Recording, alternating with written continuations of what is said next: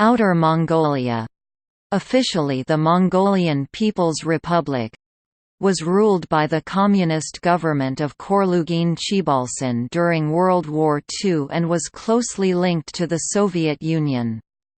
Mongolia, with less than 1 million inhabitants, was considered a breakaway province of the Republic of China by most nations.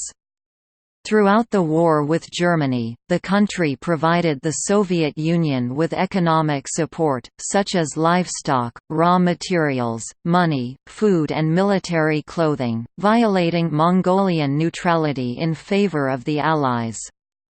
Mongolia was one of 2 Soviet satellites not generally recognized as sovereign nations at the time, the other being the Tuvan People's Republic. Both participated in World War II. Soviet-Mongolian relations were governed by a «gentleman's agreement» from 27 November 1934, which was formalized in a Mutual Assistance Pact on 12 March 1936.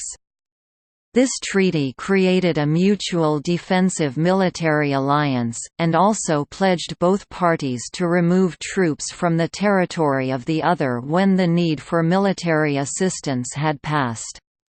These agreements were directed at Japan, which had occupied Manchuria and advanced into Inner Mongolia, and had as their object the protection of the Soviet Trans-Siberian Railway. On 13 August 1937, as part of their effort to support China in its war with Japan, the Soviets decided to station troops along Mongolia's southern and southeastern frontiers.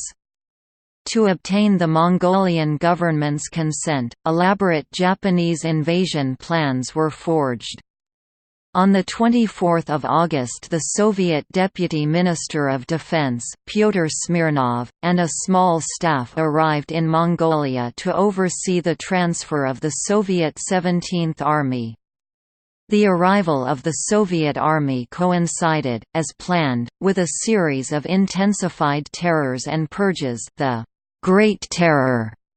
In his address to the Third Session of the Supreme Soviet on 31 May 1939, Foreign Commissar Vyacheslav Molotov declared that, "We shall defend the frontiers of the Mongolian People's Republic just as resolutely as our own border."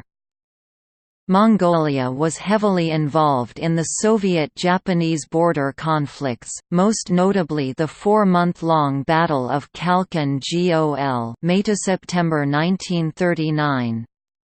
Most of these happened along Mongolia's eastern borders and are often seen as an important prelude to the Second World War. Mongolia reportedly signed an agreement with the Japanese puppet state of Manchukuo on 18 July 1940.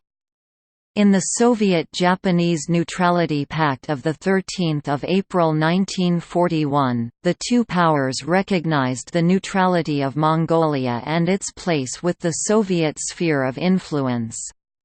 Its geographical situation meant that it served as a buffer between Japanese forces and the Soviet Union. In addition to keeping around 10% of the population under arms, Mongolia provided supplies and raw materials to the Soviet military, and financed several units, for example the Revolutionary Mongolia Tank Brigade and Mongolian Arhat Squadron and 500,000 military trained horses. Also, more than 300 Mongolian volunteer military personnel fought in the Eastern Front. Mongolian troops took part in the Soviet invasion of Manchuria in August 1945, although a small part in Soviet-led operations against Japanese forces and their Manchu and Inner Mongolian allies.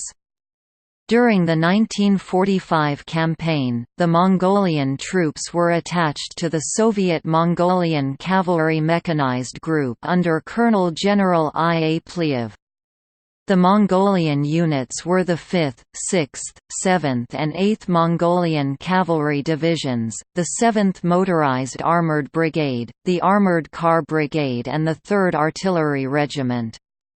On 10 August 1945, over 24 hours after the first Mongolian troops in the company of their Soviet allies had crossed the border into Japanese-occupied China, the Little Khural, the Mongolian parliament, issued a formal declaration of war against Japan. Today, the Zazen Memorial in the southern area of the Mongolian capital of Ulaanbaatar honors the Soviet soldiers killed in World War II.